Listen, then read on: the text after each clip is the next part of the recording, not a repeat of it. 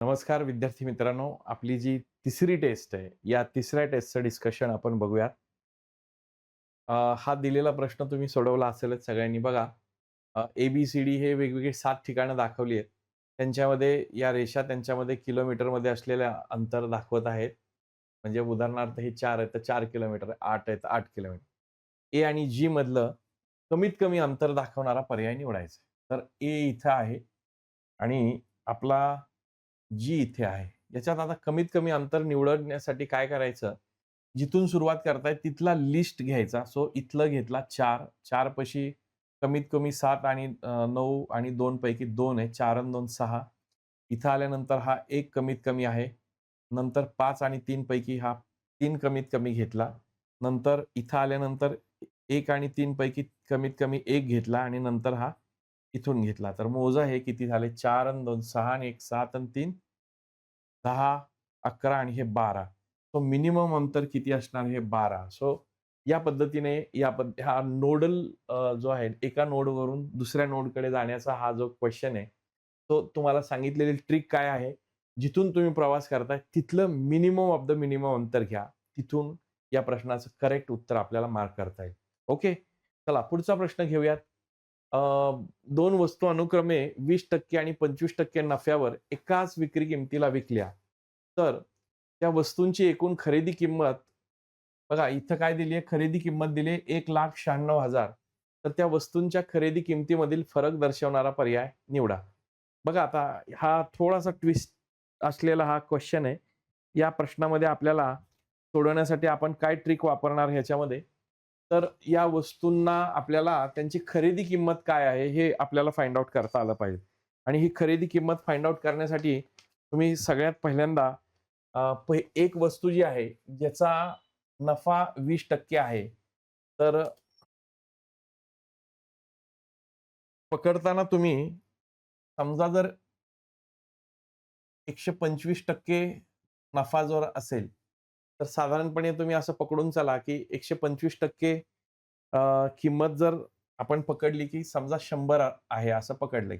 Tentative पकडूयात, की ₹100 आहे किंवा 100% आहे. 125. आता जर 125 100 आहे, तर 125 म्हणजेच काय? किंवा 120 किंवा 125 आपल्याला कुठलेही 2 तुम्ही घेऊ शकता. 125 वाला आपण सुरुवातीला गेलो. तर याच्यात 100% म्हणजे किती? जर ही तुमची सेलिंग प्राइस असेल आणि हा तुमचा कॉस्ट प्राइस असेल, तर ती किती येते ते आपल्याला बघायचंय. तिरकस गुणाकार केला आणि या दृष्टिकोनात ह्यालाही 100% नॉर्मली पकडलं. तर इथे बघा 25 चा भाग लागेल. 25 5 सव्वाशे, 25 चोक 100. 5 ने इकडे भाग दिला, तर इथं कितीचा भाग लागतो? 20 चा भाग लागतो. हे 4 गुणाकारात झालं. सो याची जी काही कॉस्ट प्राइस तुम्ही काढाल, तर ही कॉस्ट प्राइस तुम्हाला काढायची आहे ना, ही तुमची कॉस्ट प्राइस असणार आहे. तो कॉस्ट प्राइस 1 जी आली, ती किती आली? 20 गुणिले 4. तो कॉस्ट प्राइस 1 ही किती आली? 80% आली. ओके. तो एखाद्या वस्तूची 80% प्राइस आहे आणि त्याच्यावर 25% नफा मिळवला, तर एक चौथा भाग येणार आहे आणि 80 चा चौथा भाग काय असतो? 20. तो त्याची ही काय येईल? 100 येईल. ओके. तो याची एक कॉस्ट प्राइस आपण काढली. आता दुसऱ्याची कॉस्ट प्राइस काढण्यासाठी आपल्याला काय करायचं, की हा सुरुवातीला हा घेतला, आता हा 20% वाला घेऊया. तो पुढे मानताना आपण काय म्हणूया, की 120% किंमत आपण टेंटेटिव्ह 100% पकडली. ओके. तर 100% म्हणजे ही त्याची काय असणार आहे? कॉस्ट प्राइस असणार आहे, नाही का?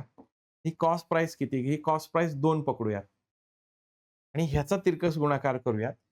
इथं जर भागाकार दिला 20 एके 20, 20 आणि 20 5 100. तर हे काय होईल यांचा गुणाकार केला.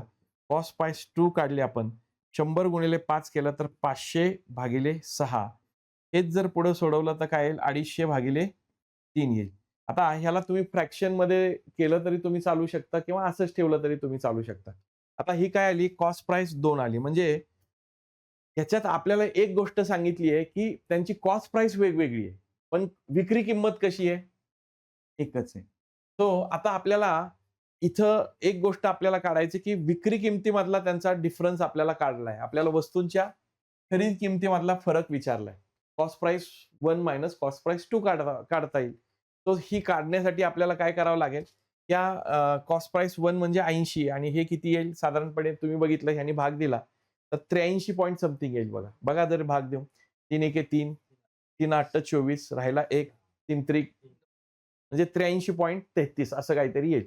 सो हे पॉइंटमध्ये घेण्यापेक्षा आता माझं तुम्हाला सजेशन असं राहील, की त्या दोघांमधला डिफरन्स आपल्याला काढायचा आहे. तर आपण तो डिफरन्स काढत असताना आपण कशा पद्धतीने आता मेन गोष्ट काय आहे, की तो डिफरन्स आपण काढूयात. आपल्याला जो विचारलाय तो cost price 2 minus cost price 1 करूयात. कारण जी मोठी आहे त्यातनं एक दुसरी वजा करूयात. आता ही वजा केली तर किती येईल बघा 250 भागिले 3 वजा ही किती आली 80 आणि हा छेद समान करा इथं 3 ने इकडे गुणलं तर काय येईल 80 गुणिले 3 केलं तर 240 250 मधून 240 आणि खाली भागाकारात 3 येईल इकडं पण किती येईल हे 10/3 10/3 साधारणपणे हे काय आलं त्याची त्या ह्याच्यामधली डिफरन्स आला. आता हा जो डिफरन्स आहे आपल्याला जो काढायचा आहे, तो आपल्याला काय करावं लागेल? इक्वेट करावं लागेल. आता साधारणपणे जर तुम्ही इथं चेक केलं, तर आता त्या 2 किमतींमधला जो हे दिलेला आहे आपल्याला, हा किती दिलाय बघा हा. एक वस्तूंची खरेदी किंमत दिली आपल्याला, बरोबर? आता ही खरेदी किंमत तुम्ही कशी काढणार? खरेदी किंमत तुम्हाला जर काढायची, तर तुम्ही कशी काढणार? या 2 किमतींचा तुम्ही ॲडिशन करणार ना आणि ती ॲडिशन तुम्हाला दिलेली. ती ॲडिशन किती येते ते चेक करा बघा. ॲडिशन काढताना तुम्ही कशा पद्धतीने काढणार? की 250 भागिले 3 अधिक किती करणार? 80 बरोबर ना? कॉस्ट प्राइस 1 अधिक कॉस्ट प्राइस 2 आणि ह्याच्यात पण छेद समान करा. परत काय येईल? 250 आणि हे परत 3 ने गुणलं तर 240 येईल. 250 आणि 240 काय येईल? 490 भागिले 3 ही काय आली तुमची? दोन्ही वस्तूंची काय आली? कॉस्ट प्राइस आली आणि ही दोन्ही वस्तूंची कॉस्ट प्राइस तुम्हाला किती दिली आहे? 1,96,000 दिलेली आहे. आणि आपल्याला डिफरन्स विचारला आणि डिफरन्स किती आलाय? 10/3 आलाय. तो आता आपल्याला काय करायचं 10/3 बरोबर किती? तिरकस गुणाकार करा इथं. या 3 ला 3 कॅन्सल होईल. बरोबर आहे? आणि इथं जर आपण चेक केलं तर ह्या शून्याला हा शून्य पण कॅन्सल होईल. आता 7 ने भाग जातोय का बघा. 7 एके 7, 7 साती 56. पुढे बघा 7 एके 7, 7 दुनी 14. किती राहिले? 5 राहिले. 7 8 56. परत हे 0. 3 शून्य येतील ना? आणि आता 7 ने भाग द्या बरं ह्याला. 7 एके 7, 7 चोक 28 आणि हे 3 शून्य. किती यायला पाहिजे बघा. बाकी सगळे तर कॅन्सल आहे. सो एक्स बरोबर काय येईल? इथं जर तुम्ही बघितलं तर एक्स बरोबर 4000. आता बारकाईने बघा, की थोडासा हा जर कंबाईनमध्ये अशा स्वरूपाचा प्रश्न आला, तर हा वेळखाऊ क्वेश्चन आहे. आणि हा वेळखाऊ क्वेश्चन तुमचा जर प्रॅक्टिस असेल चांगली तरच तुम्हाला हा वेगात तुम्हाला सोडवता येईल. तर असे प्रश्न तुम्ही प्रयत्न असा करा, की शेवटी सोडवता येईल का? किंवा मग या स्वरूपाचे प्रश्न तुमचे खूप सारे सोडवून झाले पाहिजे. परत एकदा मी सांगतो, काय आपण बदल केला आता, की 2 वस्तूंची विक्री किंमत वेगवेगळी, पण विक्री किंमत एकच आहे. पण खरेदी किंमत किती आहे? वेगवेगळी आहे. पण विक्री किंमत एक असल्यामुळे खरेदी किंमत वेगवेगळी असल्यामुळे एकावरती 20% फायदा आणि एकावरती 25% फायदा. ज्याच्यावरती 25% फायदा ती साधारण टेंटेटिव्ह रेंज तिची 100% ची पकडली आणि दुसरी जी आहे, मग तिची जर 25% त्यात नफा असेल, तर 100% काय असणार त्याची कॉस्ट प्राइस आणि हे व्हेरिफाय करून आपल्याला काय काढलं आपण 80% ची त्याची प्राइस काढली. ही काय असली कॉस्ट प्राइस 1 आली. तशीच 120% जर तुमचं 100 असेल टोटल, तर मग 100% किती येईल? कॉस्ट प्राइसला काहीतरी बेस पाहिजे ना आणि तो तिरकस गुणाकार केल्यानंतर ती आली तुमची 83.33 आले. 83.33 म्हणजेच काय? 250 भागिले 3. आता या दोघांमधला डिफरन्स विचारलाय तुम्हाला. या खरेदी किमतीमधला फरक दाखवा. तो 80 आणि 83.33 म्हणजेच काय? 80 वजा 83 किंवा 83.33 वजा 80 केलं तर साधारणपणे ते किती येतं? 3.33. 3.33 म्हणजेच काय? 10/3. मग आपल्याला हे जे दिलंय खरेदी किंमत काय दिली? एकूण खरेदी किंमत म्हणजे त्या दोन्ही वस्तूंची मिळून खरेदी किंमत आणि मग ती खरेदी किंमत कशी काढणार आपण? 250 भागिले 3 म्हणजेच 83.33 अधिक 80% या दोघांची मिळून जी टक्केवारी होईल तीच तुमची काय असणार आहे? 1,96,000. म्हणून ह्या दोघांनाही परत, आता मी परत रिपीट का करतो, तर हे तुम्हाला लक्षात यावं. तो हे 83.33 हे पॉइंटमध्ये खेळण्यापेक्षा आपण काय केलं, 250/3 अधिक 80 छेद समान केला आणि तो आला 490/3 आणि हे 10/3. तो 490/3 म्हणजे 1,96,000. तर 10/3 बरोबर किती? 3 ला 3 कॅन्सल, 7 ने भाग जातोय. कारण तुम्हाला पण नेमकं लगेच समजलं पाहिजे. 49 असेल तर भाग कशाने जाणार? 7 ने. हे रिलेव्हन्स तुम्हाला तिथं जोडता. कॅल्क्युलेशन केलं 4,000 हे उत्तर तुमचं आलं. ऑप्शन नंबर 4 तुमचं उत्तर असेल. पुढे बघा. जर एम व्यक्ती एक काम एन दिवसात, एमडीएचचा प्रश्न आहे बघा. एम व्यक्ती एक काम किती दिवसात करतात? MD is equal to M1D1. W खाली असतं. लिहिलं काय नाही, तेच काम असेल तर नाही लिहिलं तरी चालतं. M2D2. आता M1 किती? M आहे. N किती आहे? म्हणजे दिवस आहे. बरोबर? तर तेच काम काय विचारलंय आपल्याला? एम प्लस ओ व्यक्तींना करायला. एम अधिक ओ व्यक्ती करा. किती दिवस लागतील? D2 दिवस पकडूया. मग मला सांगा, D2 तुम्हाला काढायचं असेल तर काय करणार? M गुणिले N आणि हे भागाकारात काय येणार? M plus O. आता बघा, हे असलं काहीतरी वेगळं वाटतं आणि हे एका लाईनमध्ये उत्तर त्याचं निघतं. मला तुम्हाला सांगायचं काय, काही एक्झाम्पल्स आपल्याला अगदी एका स्टेपमध्ये निघतात. काहींना थोडासा वेळ जास्त लागू शकतो. तो वेळ कॉम्पन्सेट होऊ शकेल. ऑप्शन नंबर उत्तर काय येईल? 3. समजतंय तुम्हाला? या पद्धतीने हे प्रश्न सोडवायचे आहेत. पुढे बघा. हिऱ्याच्या जबरदस्त क्वेश्चन आहे हा. जबरदस्त क्वेश्चन. हिऱ्याच्या एका तुकड्याची किंमत ही त्याच्या वजनाच्या वर्गाच्या समप्रमाणात. It is proportional to its square of its weight, असं त्याला दिलं असेल बघा. Proportional to the square of its weight. जर हिऱ्याच्या एका तुकड्याची किंमत 1,00,000 रुपये आहे आणि त्याचे 3 भाग केले. आता मला सांगा, एक तुकडा आहे. तुम्ही समोर त्याचे 3 भाग केले. त्याचं वजन बदलणार आहे का हो? वजन सारखंच राहणार आहे ना? हां, पण इंडिव्हिज्युअल तुकड्याचं वजन मात्र वेगवेगळं असणार. हां, ही गोष्ट तुमच्या ध्यानात यायला पाहिजे. तर त्याचे 3 भाग करण्यात आले आणि कापण्यात आलेल्या 3 तुकड्याच्या वजनाचे गुणोत्तर तुम्हाला इथं दिले. 2 3 5. तर या 3 तुकड्यांची एकूण किंमत किती? आता मूळ तो हिरा असताना, मोठा तुकडा असताना त्याची किंमत वेगळी असणार आहे आणि तोडल्यानंतर ती वेगळी असणार आहे. तर तोडल्यानंतरची किंमत आपल्याला विचारली आहे. आता मला सांगा, ओरिजिनल जे त्याचं प्रमाण आहे, ओरिजिनल 1,00,000 किंमत आहे, त्यावेळेस त्याचं वजन काय आपल्याला दिलं नाही, पण ते काढता येईल. तोडल्यानंतरच वजन त्याचं असणार आहे. सो त्याचं ओरिजिनल वजन आपण काढूयात. ओरिजिनल वजन, ओरिजिनल वेट आपण काढूयात. कसं येणार बघा ओरिजिनल वेट? हेच येणार. काय येणार? 2x अधिक 3x अधिक 5x. किती येईल बघा हे टोटल? बेरीज करा. 5 आणि 3 8 आणि 2 10. तो टोटल किती आला? 10x. हे त्याचं काय झालं?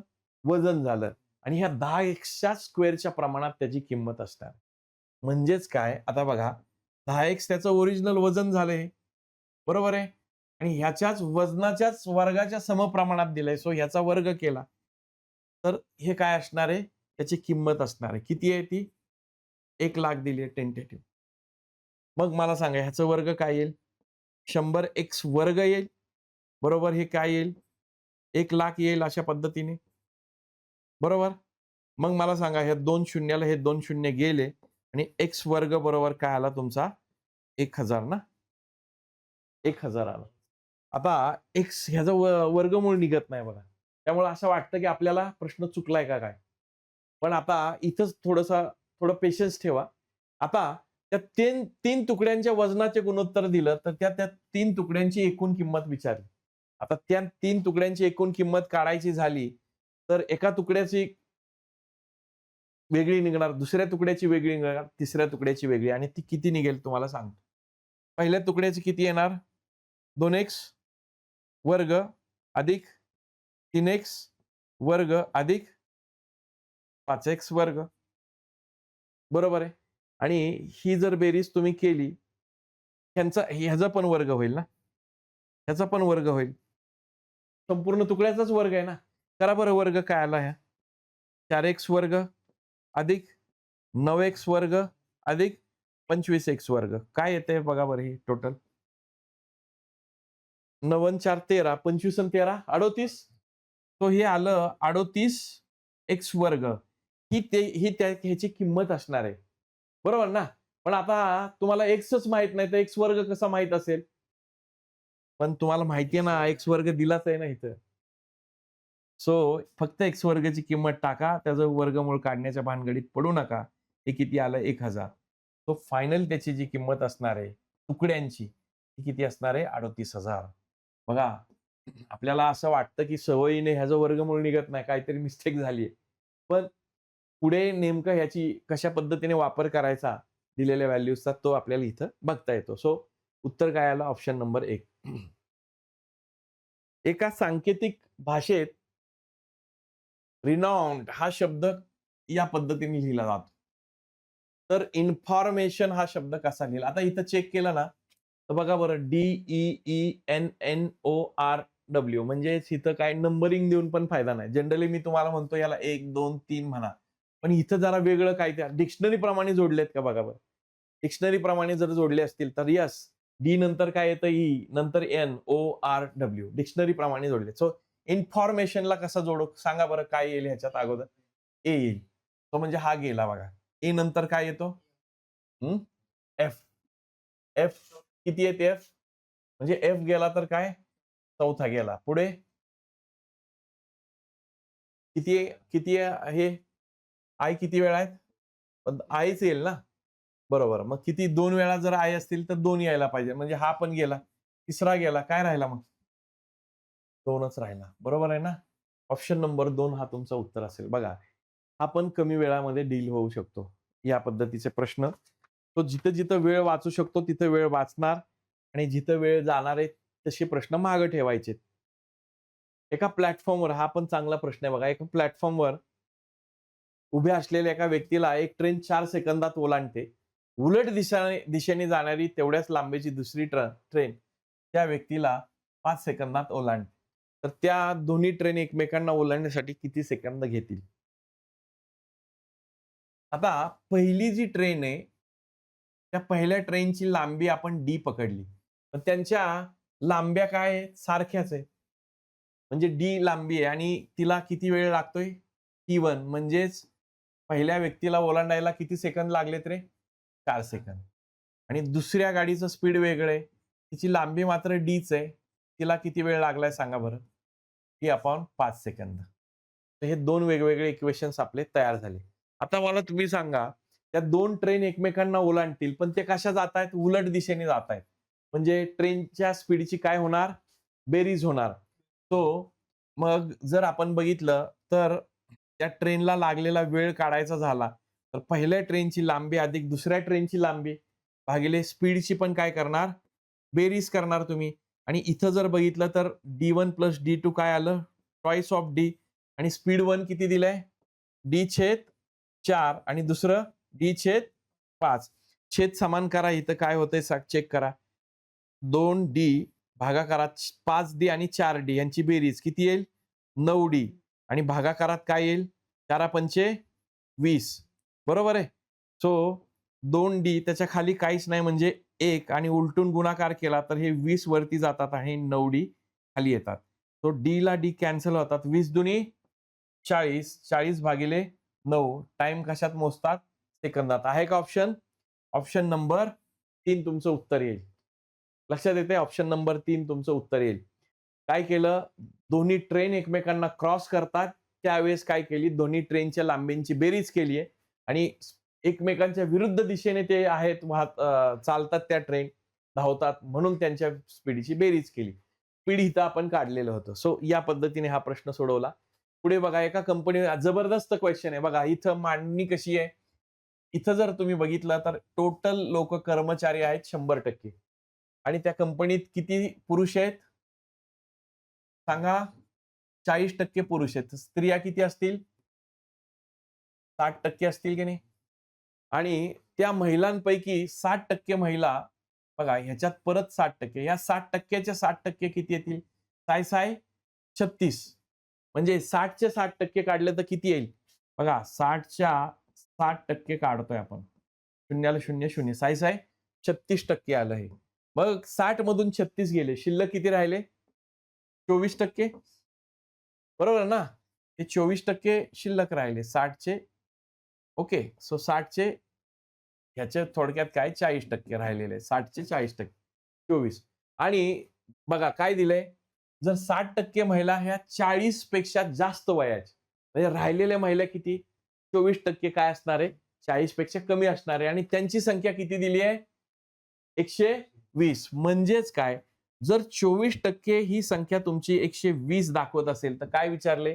एकूण कर्मचारी. एकूण कर्मचारी किती टक्के आहेत? 100% किती? That's it. संपलं गणित.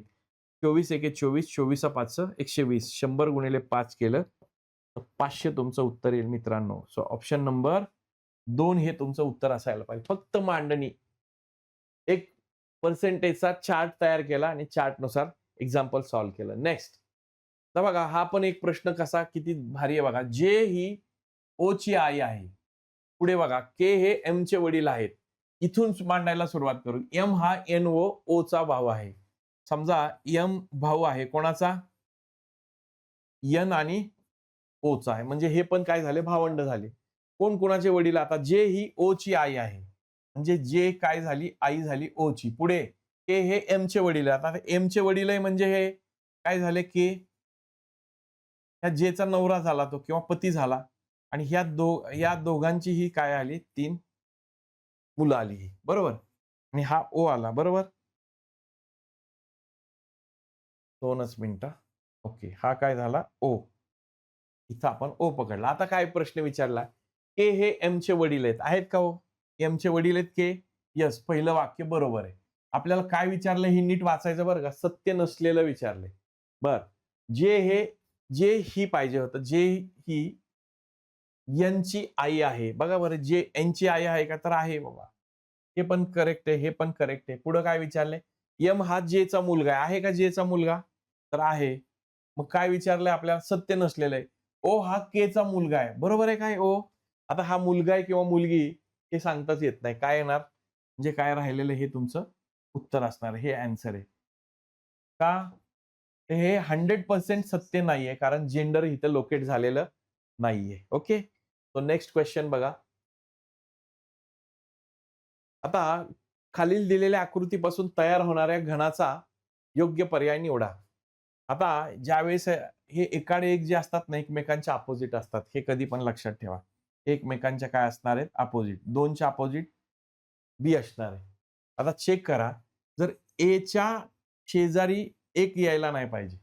कारण हे एकमेकांच्या अपोजिट आहे. 2च्या अपोजिट म्हणजे बीच्या अपोजिट 2 येणार आणि सीच्या अपोजिट काय येणार? 6 येणार. हे एकमेकांच्या शेजारी यायला नाही पाहिजे.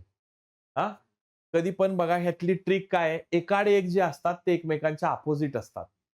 बघा एच्या एकाड एक म्हणजे 1 सोडून 1. 1 आहे मग सो 1च्या अपोजिट आहे. हे एकमेकांच्या अपोजिट फेसिंग आहे. बरोबर? हे अपोजिट असणार आहेत. ही गोष्ट लक्षात ठेवा. बीच्या अपोजिट 2, सीच्या अपोजिट 6. आता मला सांगा काय दिलंय? इथं हा पहिला असेल का?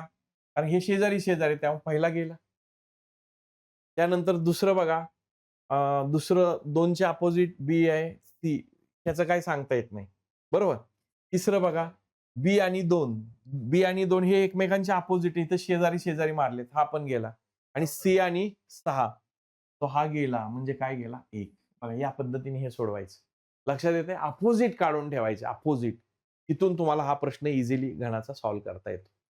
बरं आता हा पण एक खूप भारी प्रश्न आहे बघा. खालील शृंखलेमध्ये प्रश्नचिन्हाच्या जागी कोणता पर्याय येईल? इथं बारकाईने चेक करा. काय होतोय बघा. बघा ह्याच्या पुढे काय असतो? 0 लिहिला नाही. म्हणजे काय केलं? समजा 1 गुणिले 2 केलं आणि ह्याच्यात हा 0 ॲड केला तर किती येईल हो? 2 येईल. पुढचा नंबर आला. बरोबर आहे. इथं परत तसं करा. 2 गुणिले 2 करा आणि हा 1 इथं ॲड करा. किती येईल? 2 अन् 2 4 आणि 1 5. तसंच 5 गुणिले 2 केलं, अधिक हा 2 ॲड केला, तर किती येईल? 5 अन् 2 5 गुणिले 10 2 12. तसं 12 आलं. 12 गुणिले 2 अधिक हा 5 त्याच्यात ॲड केला. किती येईल?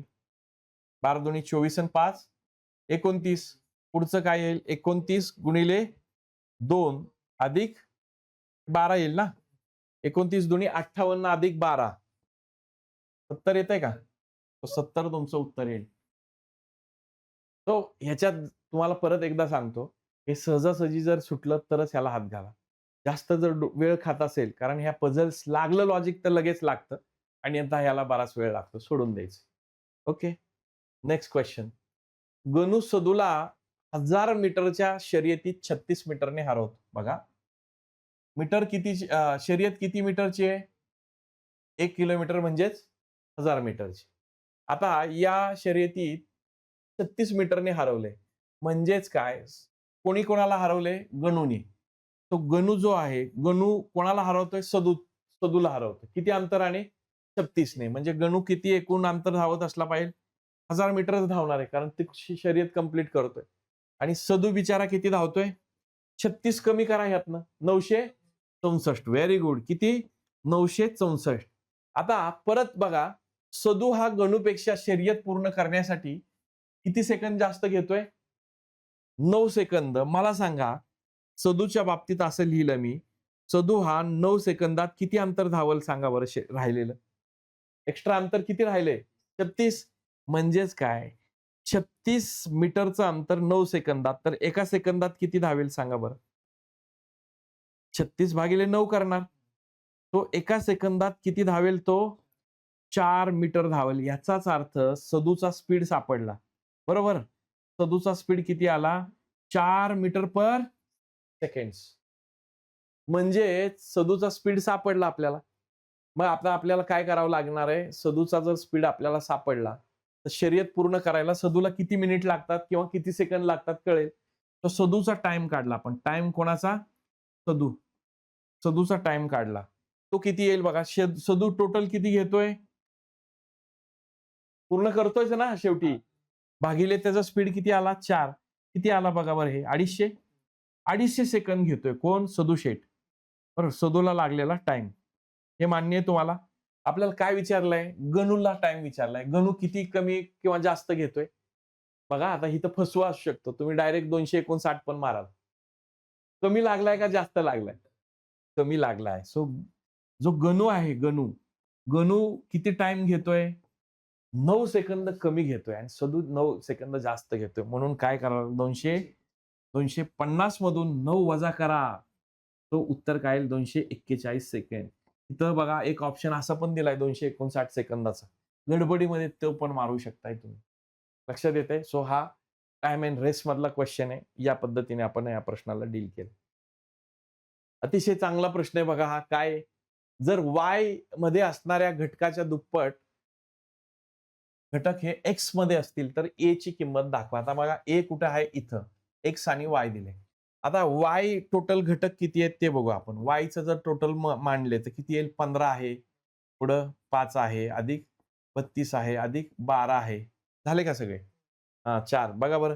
15 आणि 5 20. 20 आणि 20 आणि 12 32. 32 आणि 32 64. y किती झाला टोटल? 64. आता काय विचारलंय? y मध्ये असणाऱ्याच्या दुप्पट कोणाचे? x मध्ये. तो x काय आहे? 2 गुणिले y आहे. तो किती येईल? 2 गुणिले y किती आहे? 64. किती आला x? 128 आला. तो y मिळाला 128. सो टोटल x मिळाला 100. x ची काय येईल बघा मांडणी? a अधिक 5 अधिक 12 अधिक 18. हे टोटल किती यायला पाहिजे x? 128. बघा बरं मग a किती येईल? a बरोबर किती यायला पाहिजे? 18 आणि 12. 30. 30 आणि 5 35. तो 128 मधून 35 वजा करा. किती राहतात बघा. 8 तून 5 गेले 3, 12 तून 3 गेले 9. तो ए किती असला पाहिजे? 93. ऑप्शन नंबर 2 तुमचं उत्तर येतंय का चेक करा. ओके, चला नेक्स्ट क्वेश्चन घेऊयात.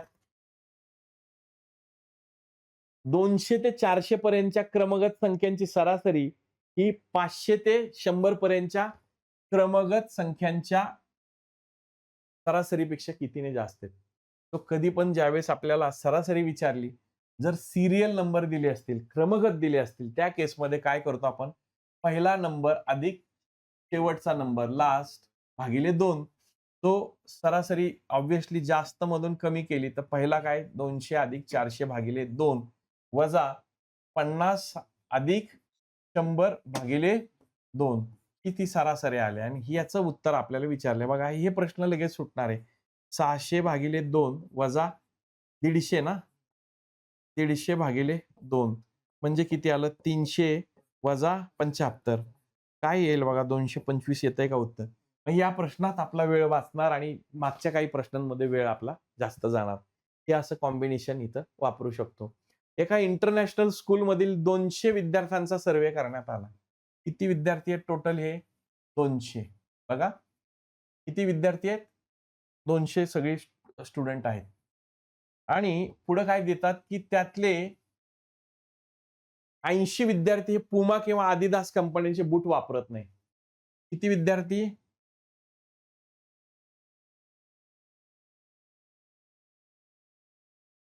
समजा हा आदिदास, हे ए म्हणतो आणि हा काय झाला तुमचा? पुमा, पी म्हणतो. ओके. काय पाहिजे? इथं आता चेक करा. इथं तुम्ही चेक करा, की 200 आणि आदिदास आणि पुमा न वापरणारे किती आहेत? हे 80 वेगळे काढले आपण. बरोबर आहे. हे 80 इकडं वेगळे लिहिलेले आहेत आपण 80. आणि पुढे काय दिलेत बघा, 60 विद्यार्थी हे फक्त आदिदास कंपनीचे बूट वापरतात. फक्त म्हटलंय किती? 60. म्हणजे हे फक्त वाले आदिदास इथं लिहिले. त्याच्यानंतर बघा, जेवढे विद्यार्थी वरील दोन्ही कंपन्यांचे बूट वापरतात, त्याच्या तिप्पट दोन्ही कंपन्यांच्या समजा X विद्यार्थी वापरतात. त्याच्या तिप्पट विद्यार्थी फक्त पुमा कंपनीचे वापरतात. म्हणजे त्याच्या तिप्पट किती झालं हो? 3x. 3x हे पुमा कंपनीचं झालं. सो पी पुमा कंपनी हे फक्त आदिदास आणि दोन्ही कंपन्यांचं X पकडले. हे दोन्ही कंपन्यांचे बूट वापरणारे किती आहेत? दोन्ही कंपन्यांचे बूट वापरणारे किती पकडले? दोन्ही कंपन्यांचे बूट वापरणारे X मानले आपण. ओके. X मानू. तर काय विचारलंय? आता आपल्याला हे बघायचे तर 200 विद्यार्थ्यांपैकी किती विद्यार्थी आपल्याला आता मला तुम्ही सांगा बरं टोटल किती आहेत? 200. 200 पैकी 80 काहीच वापरत नाही. 200 वजा 80 केले तर किती शिल्लक राहतात? 120. बरोबर ना? 120 काही ना काय वापरतात. मग ही वापरणारी संख्या इथं दिली आपल्याला. किती आहे बघा? 60 अधिक x अधिक 3x. x अधिक 3x बरोबर किती यायला पाहिजे? 120 यायला पाहिजे हे. बरोबर? तर ह्यांची बेरीज करा बरं. x अधिक 3x किती येईल? 4x. 4x बरोबर 120 वजा 60 येईल. तर फायनली किती येईल बघा? 4x बरोबर 60 आलं. तर x ची व्हॅल्यू काय आली? 60/4. तर x बरोबर किती आलं मित्रांनो? 15. काय विचारलंय आपल्याला? दोन्ही कंपन्यांचे बूट कोण किती वापरतात? क्वेश्चन मार्क पाहिजे होता. किती वापरतात? X लोकं वापरतात. X ची किंमत काढली. किती आली? 15. ऑप्शन नंबर 2 तुमचं उत्तर असायला पाहिजे. ओके. नेक्स्ट क्वेश्चन घेऊयात इथं. हंबीररावाचे वय हे गणेशरावाच्या वयाच्या दुप्पट आहे. बघा आता या प्रश्नाला पण तुम्ही जर इक्वेशन मेथडने सोडवायला गेला तर प्रचंड वेळ लागणार आहे. ऑप्शनल मेथड वापरा. नीट प्रश्न वाचा ह्याच्यासाठी. हंबीररावाचे वय गणेशच्या वयाच्या किती पट आहे? दुप्पट आहे. ओके. आणि 7 वर्षानंतर हंबीररावाचे वय हे त्यावेळेच्या रमेशच्या वयाच्या किती पट होतंय? तिप्पट. तो रमेशच्या तिप्पट होणार आहे. पण कधीच? बर. जर गणेश व रमेश यांच्या वयामध्ये किती वर्षाचा डिफरन्स आहे? 11. बघा प्रश्न नेमका काय विचारलाय बघा अशा प्रश्नामध्ये हंबीररावाचे आजचे वय किती आहे? कधीचं वय विचारलंय? आजचे. तो हंबीरराव जर आजचा वयाचा पकडला तर किती वर्षानंतर? 7 वर्षानंतर किती कोणाच्या तिप्पट होणार आहे? रमेशच्या तिप्पट होणार आहे. याचा अर्थ 3 ने भाग गेला पाहिजे ना? हंबीररावचं 7 वर्षानंतरच वय. समजा हे आजचं 48 पकडलं. 48 आणि 7 वर्षानंतर किती होईल हो? 8 आणि 7 55. 55 ला 3 ने भाग जातो कारण त्याचे तिप्पट व्हायला पाहिजे. जातोय का भाग? सोडून द्या म्हणजे हा उत्तर नसण्याची शक्यता आहे. पुढे 42 बघा. दुसरा ऑप्शन घ्या 42. 42 अधिक 7 करा किती होईल? 49. 3 ने भाग जातो का? नाही म्हणजे हा पण ऑप्शन येणार नाही. तिसरा चेक करा. 36 अधिक 7 करा. 36 आणि 7 43 ला भाग जातो का 3 ने?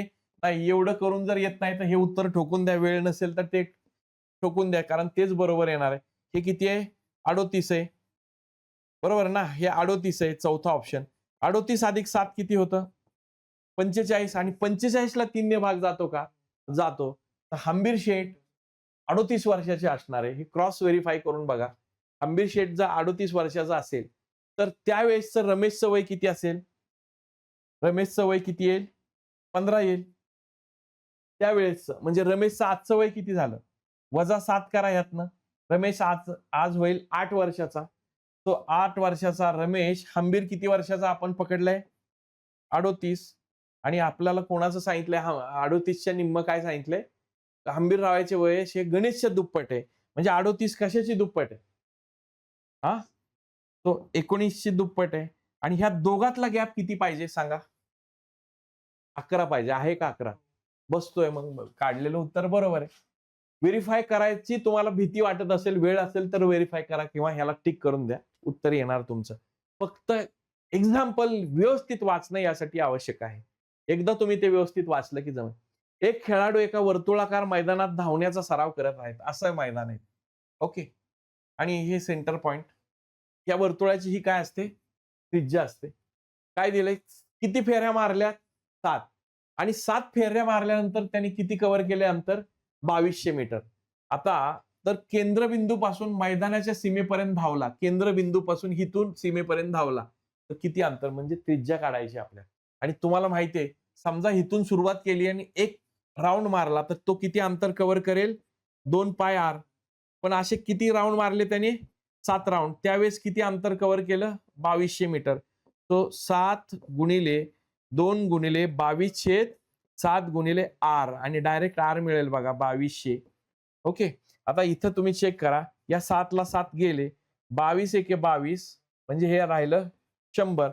तो आर बरोबर काय येईल? हे 2 भागाकारात आले. 100 भागिले 2. तो आर किती आला मित्रांनो? 50 मीटर. आहे का ऑप्शन? ऑप्शन नंबर 3 तुमचं उत्तर असेल. येतंय का लक्षात? 2 पाय आरचा कन्सेप्ट परिघ वर्तुळाचा.